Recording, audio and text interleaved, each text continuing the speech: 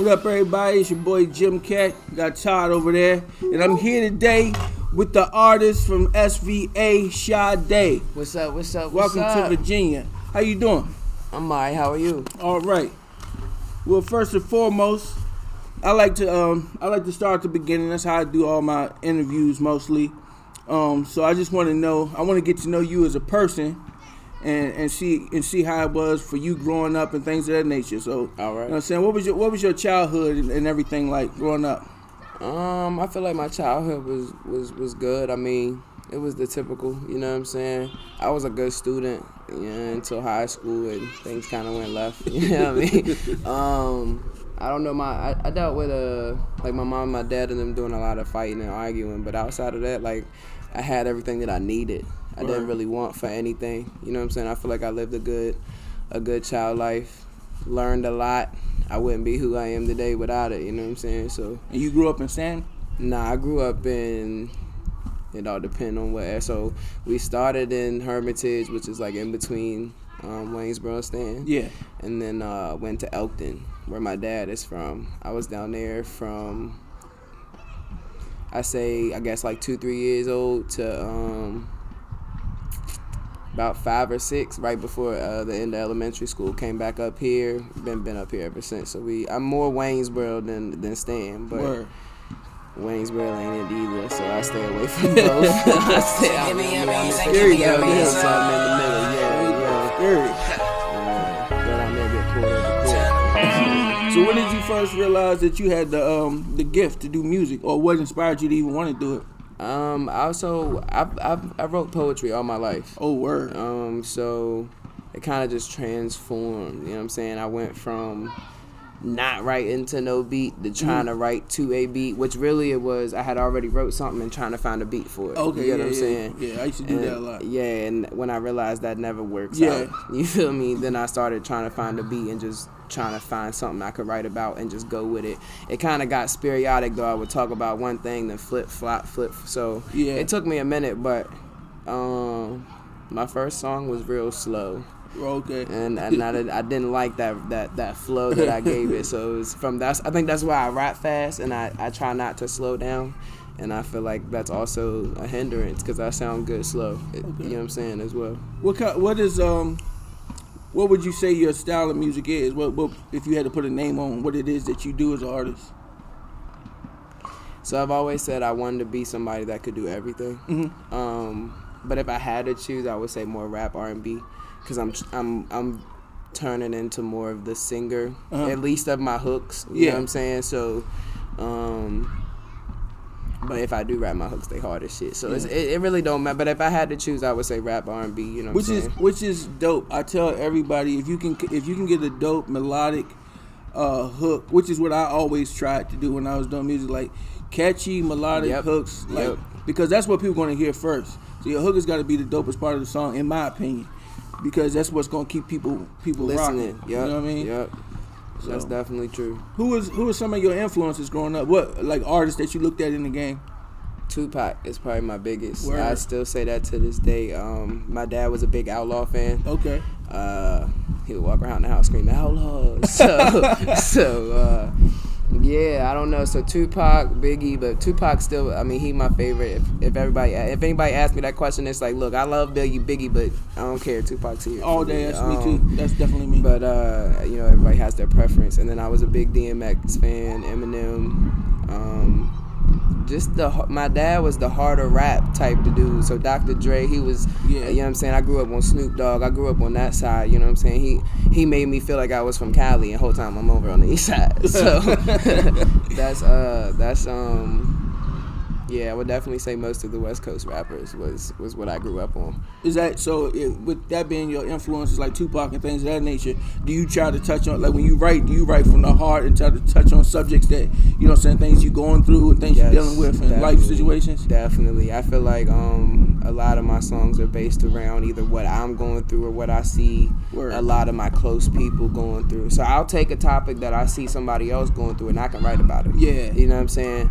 And regardless of if I'm using I, You know what I mean? I'm still telling their story. Yeah. And I say I because I don't want to make anybody feel no type of way by using their names. That's the best way to write. And that's just something else that I try to tell artists, that when you're doing music, you want the audience to get to know you, so you need to engage them as much as you can with your own life experiences and things that you've seen. Because if you look at the rap game, the best artists are speaking from personal experiences and things that they've seen. Yes. Anybody can just make up some shit, and you can tell that that they're capping. So I mean, it's not authentic. You know what I'm saying? Yeah. Like people can read when you lying. You know what I'm saying? I think that's the biggest thing that in the rap game has been. I guess I would say brushed under the rug, is now people can say whatever, they can say it however they want to, and it's gonna get played. Social media gave everybody an opportunity to be anything they want to be. Yep, and nobody knows whether it's true or not. Right. And so many people are foolish that they just see it and they believe it.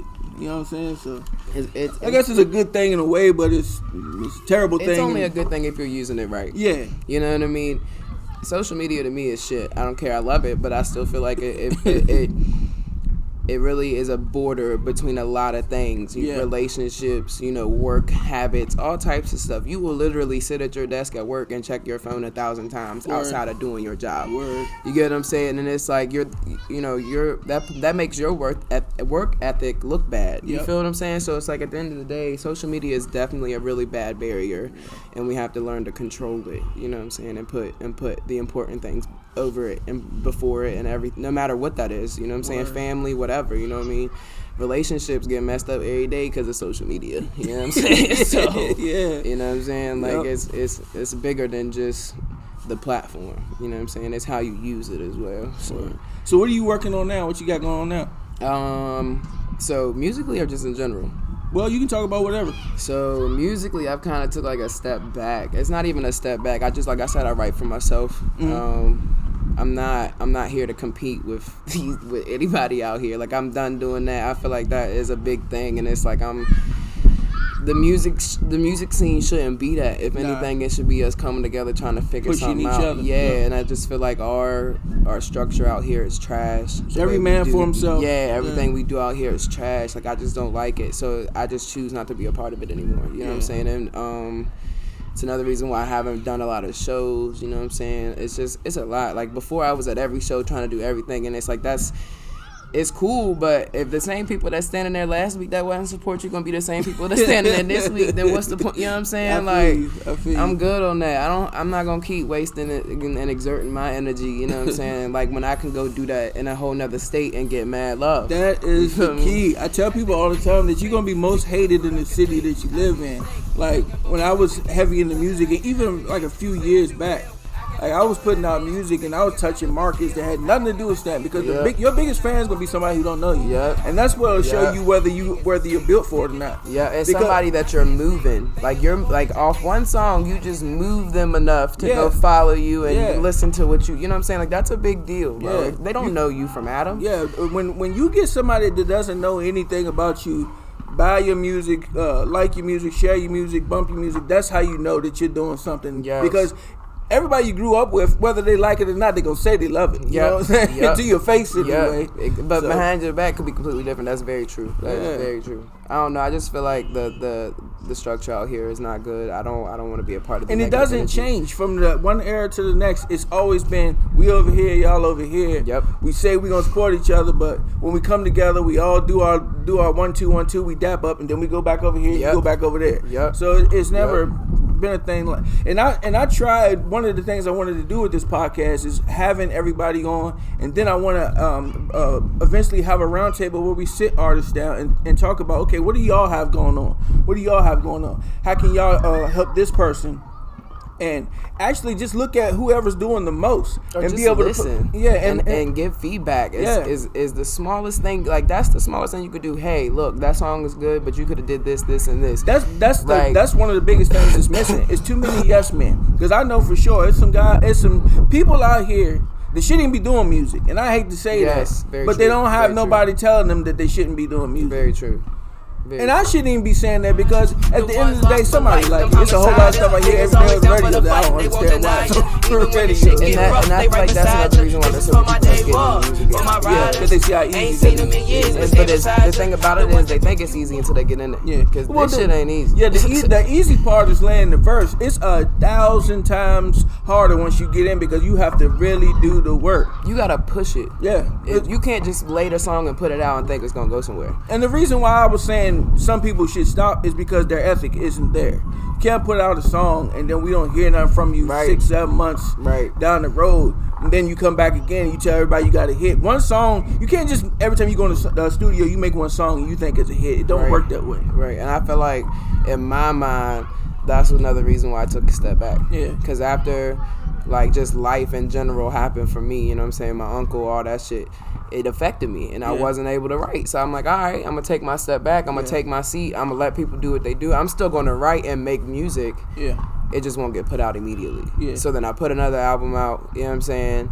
And like right now I have a whole album I could put out if I wanted to put it out. That's edited. It's just it's been 7-8 months. So the way I want to do it is I want to take one song, put it out, then wait 2 or 3. Give people the build up again. You get what I'm saying? Because I haven't been out here in, if you want to say it, at least a year and a half. So it's like people don't care about Sadee. Yeah. So I gotta come out with something that catches their attention and then just keep dropping after that. At least and you build my platform you know back that. up. At least you get what I'm saying? It's dope that you know that because a lot of artists think they can just be gone and they come out with a song, everybody's just gonna love them all over again. Once you get the momentum, you got to keep it. And once you lose it, just like you say, you got to build it back up again. Yep. So and I mean, you do have your you know, consistent followers, like, you know, the people that you rock with, they're always gonna like it and share it, but it's not enough. That's what I'm saying. Like, you gotta build it. Like, when I first started, I had 30-40 shares on one song. If I did it now, I'd probably have like maybe 5 or 6. You get what I'm saying? So in my mind, it's like it goes to, you know, again, building it back up. It's not just your immediate circle that you need to be a part of your fan base. You need everybody to be a part of your fan base. You get what I'm saying? If you can get to Tim over in China, then get the Tim over in China. Like, you know what I'm saying? As far as you gotta go, that's what you do. So it's just building, like you said, it's building momentum. You know what I mean? And for me, I'm somebody that I refuse to just, like, for instance, when I dropped that out, the last album, it ain't gonna play. It's still sitting at like maybe 100 views, you know what I'm saying? But it's because I let so much time lapse. You get what I'm saying? So it was dumb of me to drop 8 songs. I should have dropped them individual. You get what I'm saying? Exactly. Like that's how you had to do that. And I learned my lesson. You feel what I'm saying? So now I'm gonna do it the opposite way. Yeah. Because a lot of people have great music. A lot of people have dope music. I'm guilty of it myself. You got something hot. You know, everybody loves what you got, but then you're so eager to put it out because you know it's dope that you don't market it the right way. You just think you can throw it on Facebook or you think you can, you know what I'm saying, share it. It doesn't work that way. You got You damn near gotta go broke if you want your records to get played because it takes a lot of money to market that shit. Definitely. And, you know what I'm saying? So that's a big thing. Like I advise people that if that's what you really want to do, you're gonna have to spend some money and you're gonna have to lose some time. You're gonna have to lose some sleep.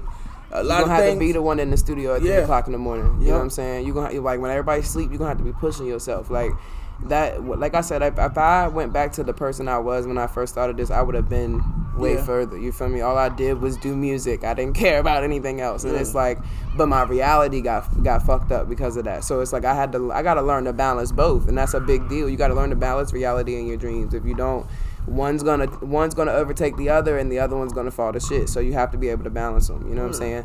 I'm my biggest critic, so I can think, or I can have everybody around me tell me I got the nicest song, the best song, this and that, and I still won't put it out. Yeah, you know what I'm saying? Like, oh, I don't like that one part of that song. I gotta fix that. Like, I'm my biggest critic, long. So. It's another reason why it takes me forever to put music out. But I'm not putting music out that I don't think is the best. You know what I'm saying? Well, I'll tell you what, it seems like, it doesn't seem like, speaking to you, I can tell that you're very intelligent. I can tell that you have your head on your shoulders. And when you do decide to put music out, I can tell that you'll be able to do it the right way just by speaking to you. You know the steps and the formula to market yourself. And I've heard some of your music, and I think you do have a great sound. I love that you incorporate the melodies and stuff like that. You have a dope flow, and I think your overall style and the way you spit is just, I think you're definitely marketable. You definitely have the look and you have the sound. So for me, I just think it's just a matter of you pushing yourself and getting back out there and doing what you got to do. Yeah. it's real. Like I tell myself this all the time. I'm my worst enemy when it comes to everything. It doesn't matter if it's my EMT class that I'm taking right now or music. Sometimes you got to be able to let that go and say F it and just let it go and put it out there. Yeah. Is there anything else you want to tell the people? If anything, I would just say, stay true to who you are. I'm big on that, you know what I'm saying? Don't let nobody steal your joy, you know what I'm saying? Whoever you are, be that person, but also perfect that person. It's no matter how old you are, you can always learn. It's always something to be learned out here. Take constructive criticism. I don't know, just better yourself. Work on bettering yourself. There's a lot of people out here that say they want to be better but do nothing to do it. I was one of them people, so for me, that's why I'm saying it. You know what I'm saying? Just take the first step. Once you take the first one, all the other ones will flow in behind it. You know what I'm saying? So. And for the music that you got out, where can they find that right now? You can find it anywhere. I'm on all music platforms. Just look up Sadee, SADEE, or you can look up Sadee52_, and that should pop up everything. Regardless of what, you can look it up in Google and it'll pull up everything. Word. Well, there y'all have it, everybody. Sadee, y'all check her out. It's been another fabulous episode of Welcome to Virginia. Peace. Holla. Good look, yo. That was a good one. I like that. That was a dope interview. Yeah, definitely authentic. It was way better than